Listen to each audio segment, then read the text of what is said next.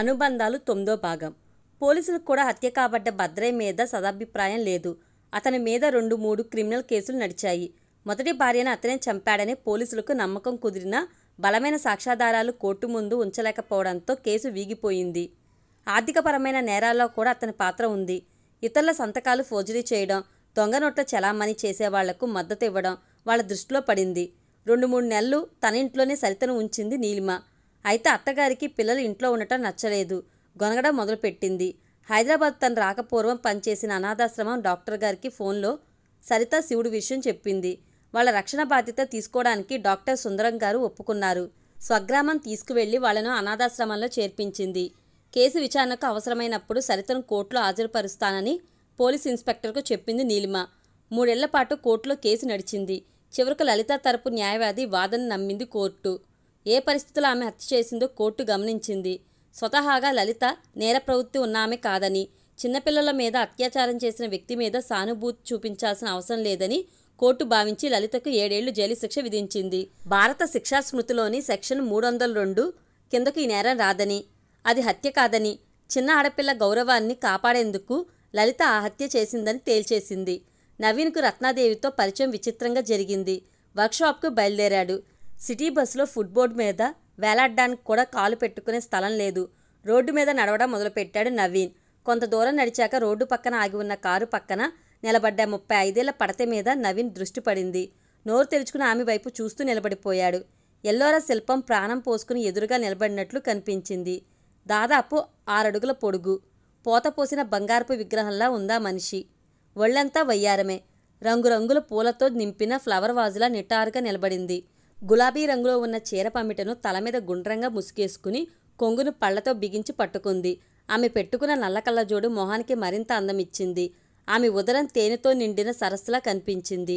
సరస్సులో నీటి సుడ్ల నాభి, నడుంపై ఉన్న మడతలు కవ్విస్తున్నట్లు కనిపించాయి. కారు టైరు పంక్చర్ అయింది. డ్రైవర్ టైరు మార్చే ప్రయత్నంలో ఉండి టైరు మార్చడం చేతకాక అవస్థ పడుతున్నాడు. ఆమె అసహనంగా కదులుతూ డ్రైవర్ని కోపడుతూ ఉంది. ఒంటి నిండా నగలతో రోడ్డు మీద నిలబడాల్సి వచ్చిందని కంగారు పడుతూ ఉందేమోననుకున్నాడు నవీన్. నా పేరు నవీన్, మెకానిక్ని. మీ డ్రైవర్కి సహాయపడవచ్చా అడిగాడు నవీన్ ఆమెను తదేకంగా చూస్తూ. ఎవరూ పర్మిషన్ తీసుకుని ఇతరులకు సహాయపడరు, చొరవగా వచ్చి సహాయపడాలి అందామె అతన్ని పరిశీలనగా చూస్తూ. డ్రైవర్ని పక్కకు జరగమని చెప్పి పాడైపోయిన టైరు వైపు జాకీ అమర్చి పంక్చర్ అయిన టైర్ తీసివేసి డిక్కీలో ఉన్న టైరు నిమిషాల్లో అమర్చాడు. అతని విశాలంగా ఉన్న ఛాతిని, బలిష్టంగా ఉన్న చేతి కండరాలను, సొగసుగా ఉన్న కోలమొహాన్ని తదేకంగా చూస్తూ ఉండిపోయిందామె. డ్రైవర్ ఇచ్చిన వాటర్ బాటిల్లోని నీళ్లు ఉంపుకుని చేతులు కడుక్కుని చేతి రుమాలతో మొహం తుడుచుకున్నాడు నవీన్. కారెక్కు, నాతో పట్రా. అతని సమాధానం కోసం ఎదురు చూడకుండా ఆర్డర్ వేసినట్టు మాట్లాడి కారులో కూర్చుందామె. ఓ నిమిషం తటపటాయించాడు. ఎందుకనో ఆమెతో పరిచయం పెంచుకోవాలనిపించింది. మరికొన్ని క్షణాలు ఆమె సమీపంలో గడపాలనిపించింది అతనికి. డ్రైవర్ పక్కన ముందు సీట్లో కూర్చోబోయాడు. నీ స్థానం అక్కడ కాదు, వెనక సీట్లో నా పక్కన కూర్చో అందామె. ఆమె కారెక్కమని అనగానే తనెందుకు మాటా పలుకు లేకుండా ఎక్కాడు. తను వెళ్లాల్సిన చోటికి కారులో తీసుకువెళ్తుందేమో. ఎక్కడికి వెళ్ళాలి నువ్వు అని అడగలేదామె. అరగంట గడిచాక కారు జూబ్లీహిల్స్ చేరుకుంది. ఓ పెద్ద భవనం ముందు ఆగింది. కారు ఆగగానే నౌకర్లు కారు దగ్గరకు పరిగెత్తుకొచ్చారు. కారులో 2 బ్యాగులు ఉన్నాయి, వాటిని నా బెడ్రూమ్లో ఉంచండి అందామె. హాల్లో ఓ కాంట్రాక్టర్ రత్నాదేవి రాక కోసం ఎదురు చూస్తూ కూర్చున్నాడు. ఆమె లోపలికి రాగానే అతను లేచి నిలబడి నమస్కారం పెట్టాడు. మంత్రి గారితో మాట్లాడాను. 2 రోజుల్లో మీకు అనుకూలంగా జీవో ఇష్యూ చేస్తారు. నో ప్రాబ్లం అంటూ మెట్లు ఎక్కి మేడ మీదకి వెళ్లే ప్రయత్నంలో ఉంది. అమ్మా, ఈ బ్రీఫ్ కేస్ అన్నాడతను. ముందు గదిలో మా అసిస్టెంట్ ఉంటాడు, అతనికి ఇవ్వండి అంది రత్నాదేవి. కాంట్రాక్టర్ వెళ్ళిపోయాడు. నవీన్కి ఏం చేయాలో అర్థం కాలేదు. హాల్లోనే నిలబడిపోయాడు. డ్యూటీ ఎగ్గొట్టేశాడు. ఇంటికి తిరిగి వెళ్లాలన్నా 2-3 బస్సులు మారాలి. తను ఇక్కడికి ఎందుకు వచ్చినట్లు? ఆమె కారు ఎక్కేమనగానే ఎక్కి దర్జాగా కూర్చోవడమేనా? మేడ మీద గదిలోకి వెళ్ళిందల్లా మరుక్షణంలోనే వెనక్కు తిరిగి వచ్చిందామె. అక్కడే నిలబడ్డావే, పైకిరా అందామె. మెట్లు ఎక్కి ఆమె గదిలోకి వెళ్ళాడు నవీన్. ఆ బ్యాగులో ఏమున్నాయో తెలుసా?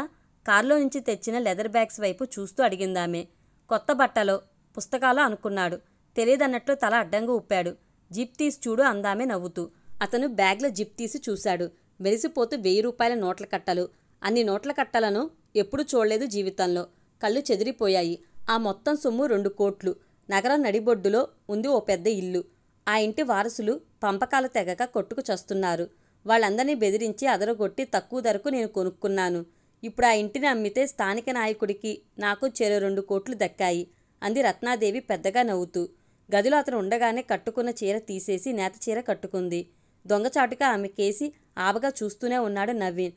అతని చూపుల్ని ఆమె గమనించకపోలేదు. 2 కోట్ల సొమ్ము కారులో ఉంది.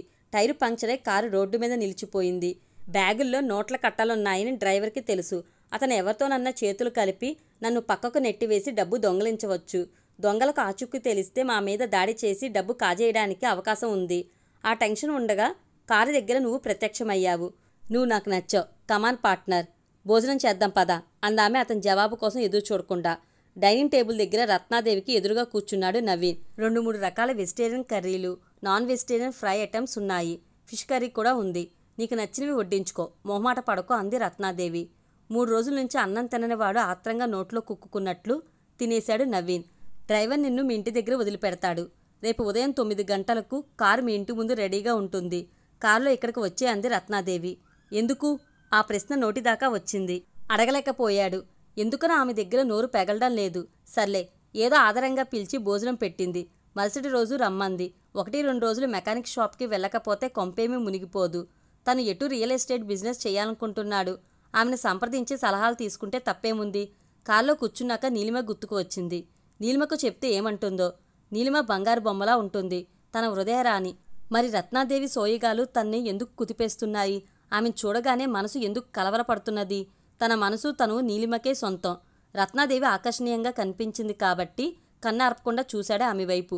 అది పెద్ద తప్పేమీ కాదే. ఏది ఏమైనా రత్నాదేవి పరిచయం కావడం తన అదృష్టం. తను చేయబోయే బిజినెస్కి ఆమె మార్గదర్శి. తనకంటే 7-8 ఏళ్లు పెద్దదిగా ఉంది. ఆమెను గురువుగా భావించవచ్చు. కమాన్ పార్ట్నర్ అని ఆమె ఎందుకు అన్నది? కారు ఇంటి ముందు ఆగడంతో ఆలోచనల నుంచి బయటపడి కారు దిగాడు నవీన్. ఉదయం 9 అయింది. అప్పటికే స్నానం టిఫిన్ చేసేసి రత్నాదేవి కారు పంపుతుందేమోనని ఎదురు చూస్తూ వరండాలో కూర్చున్నాడు నవీన్. వర్క్షాప్కి వెళ్ళడం లేదు, మానేస్తున్నాను. నేను రత్నాదేవితో పరిచయం అయింది.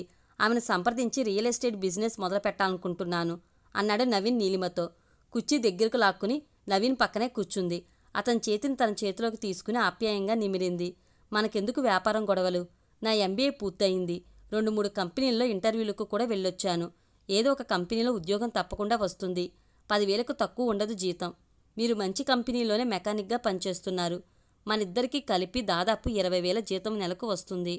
ప్రశాంతంగా హాయిగా బతకొచ్చు. ఎటువంటి ఒత్తిడి శ్రమకు గురి కాకుండా అందామే.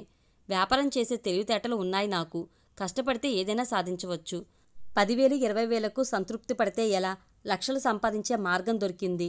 నన్నో ప్రయత్నం చెయ్యనివ్వు అన్నాడతను చిరునవ్వు నవ్వుతూ. మనిషిని పై అంతస్తుకు చేర్చగలిగేది కృషి తెలివితేటలు కావు. అదృష్టం కూడా కలిసి రావాలి.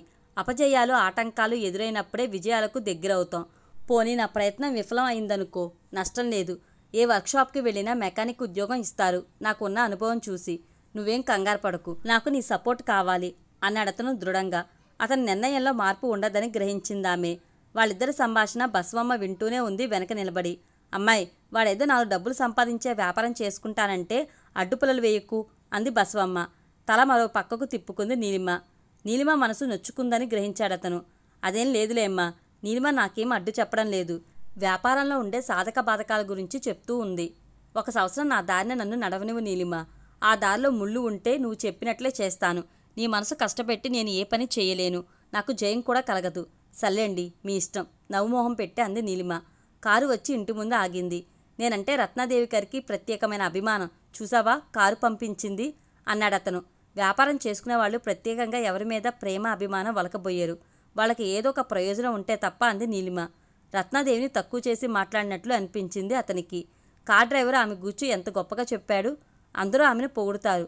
నీలిమ అలా ఎందుకు మాట్లాడింది? ఈషతోనేమో. గొప్పింటి ఆమెతో తనకు అనుబంధం ఏర్పడటం ఇష్టం లేదేమో. నీలిమ మాటలో పట్టించుకోని అవసరం లేదు. అసలు రత్నాదేవి గూర్చి ఆమెతో చర్చించడం అనవసరం. విలాసంగా నడుస్తూ వచ్చి కారులో కూర్చున్నాడు నవీన్. చుట్టుపక్కల ఇళ్లలోని వాళ్ళు తను కారు ఎక్కి కూర్చుంటున్నప్పుడు తదేకంగా చూడటం అతనికి తృప్తి కలిగించింది. రత్నాదేవి ఇంటికి వెళ్లేసరికి ఆమె ఇంట్లో లేదు. మరో కారులో బయటకు వెళ్ళింది. వెళ్ళగానే కాఫీ ఇచ్చారు. గంట గడిచాక గ్లాస్లో యాపిల్ జ్యూస్ తెచ్చిచ్చారు. కాసేపు ఏసీ రూమ్లో రెస్ట్ తీసుకోండి అన్నాడు ఓ నౌకరు. మధ్యాహ్నం 1 గంటకు వంటవాడు వచ్చి భోజనం రెడీగా ఉంది, భోజనం చేస్తారా అని అడిగాడు.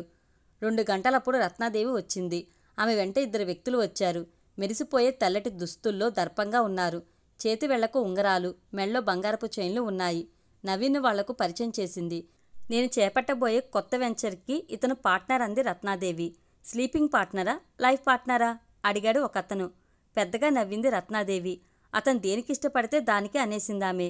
వాళ్ల మాటలు అతనికి అర్థం కాలేదు. వాళ్ళని ఇల్లంతా తిప్పి ఖరీదైన ఫర్నిచర్ గూర్చి వివరంగా చెప్పింది. కొత్త వస్తువుని ఇంటికి తీసుకువచ్చాను. ఇతను వజ్రం, costliest thing in my house అంది నవీన్ వైపు చూస్తూ.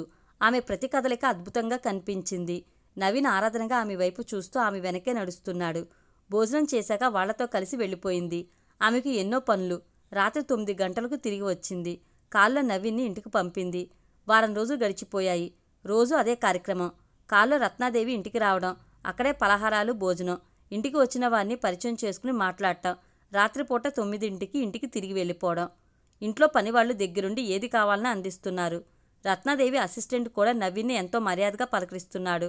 అతని రూంలోకి వెళ్ళగానే లేచి నిలబడి నమస్కరిస్తూ ఉన్నాడు. రత్న కన్స్ట్రక్షన్స్ చేపట్టే అన్ని భవన నిర్మాణాల గురించి వివరంగా చెప్తూనే ఉన్నాడు. రత్నాదేవి క్లాస్ 1 కాంట్రాక్టర్. వాళ్ల కంపెనీ రోడ్ల నిర్మాణం పనులు కూడా చేస్తూ ఉంటారు.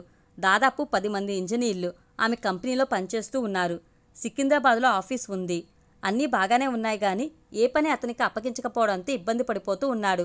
రత్నాదేవితో మాట్లాడి అటో ఇటో తేల్చుకోవాలి. ఇలా తిని కూర్చుంటే తను సోమరిపోతవుతాడు. ముందు ముందు ఎందుకు పనికిరాడు. 8ంటికి వచ్చింది రత్నాదేవి. బాగా అలసట చెందిందేమో. వచ్చి రావడంతోనే బెడ్రూంలోకి వెళ్ళి బట్టలు మార్చుకోకుండానే బెడ్ మీద వాలిపోయింది. తటపడాయిస్తూనే ఆమె బెడ్రూమ్ తలుపు తట్టి లోపలికి వెళ్ళాడు నవీన్. రా పార్ట్నర్, రా, వచ్చి మంచం మీద కూర్చో. ఈరోజు బాగా అలసిపోయాను. నేనే పిలిచి మాట్లాడాలనుకున్నాను. నువ్వే వచ్చావు. నేను చూస్తే నా అలసట అంతా ఎగిరిపోతుంది. కొత్త ఉత్సాహం గుండెలో ప్రోదు చేసుకుంటుంది. ఏమిటి సంగతులు? ఇక్కడ నీకు హ్యాపీగా ఉంది కదూ అందామె మంచం మీద భుజం వెనక దిండు చేర్చుకుని కూర్చుంటూ. ఆమె బలవంతం చేయడంతో మంచం మీద కూర్చున్నాడు. మీరు నాకేం బాధ్యతలు అప్పగించడం లేదు. పందెపు గిత్తను మేపుతున్నట్లు మేపుతున్నారు. చిన్న చిన్న కాంట్రాక్ట్ పనులు సొంతంగా చేయాలని ఉంది. స్థలాలు కొనడం, అమ్మడంలో కూడా ఆసక్తి ఉంది అన్నాడతను. ముందు నువ్వు నన్ను మీరు అనడం మానుకో. రత్న అని పిలువు అందామే. మన మధ్య పరిచయం అతి స్వల్పం. అతి చనువు తీసుకుంటే నన్ను దూరంగా నెట్టివేస్తారు అన్నాడతను. ఆమె అతనికి దగ్గరగా జరిగి అతని భుజం మీద చేయి వేసింది. ఇప్పుడు మన ఇద్దరి మధ్య దూరం తొలగిపోయింది కదా, ఆత్మీయుల్లా మాట్లాడు. గాబరా పడ్డాడతను. ఆమె తనకు అతి సమీపంలో ఉండటంతో ఆమె భుజాలు తన భుజాలకు తగులుతున్నాయి. ఆ క్షణంలో నీలిమ గుర్తుకు వచ్చింది. నీలిమను తప్పితే మరో ఆడదాన్ని తాకి ఎరగడు. రత్నాదేవి అందం తనను పరవశింపచేస్తున్నా ఆమె కళ్ళల్లోకి సూటిగా చూడలేకపోతున్నాడు. తప్పటడుగు వేస్తున్నాడేమోనన్న భయంతో. కంగారు పడకయ్య మగడ, నిన్నేం మింగేయనులే. ఆడది పక్కన చేసి సరదాగా మాట్లాడితే జలతరించిపోతారు మీ మగాళ్ళు. అందరూ నా గురించి చెడుగా మాట్లాడుకుంటూ ఉంటారు. పనులు చేయించుకోవడం కోసం నేను అధికారులతో, రాజకీయ నాయకులతో క్లోజ్గా మూవ్ అవుతుంటాను. సన్నిహితంగా ఉన్నట్లు నటిస్తూ ఉంటాను. కానీ ఎవరిని బెడ్రూంలోకి రానివ్వను. నేనెందుకు రానిచ్చానో తెలుసా? ఓ క్షణం మాట్లాడకుండా మౌనంగా ఉండిపోయింది. గోడకు వేలాడుతున్న ఓ పాత ఫోటో చూపించి, ఫోటోలో ఉన్న అబ్బాయిని పరీక్షగా చూడు అంది రత్నాదేవి. మంచం మీద నుంచి లేచి వెళ్ళి ఫోటో వైపు తదేకంగా చూశాడు.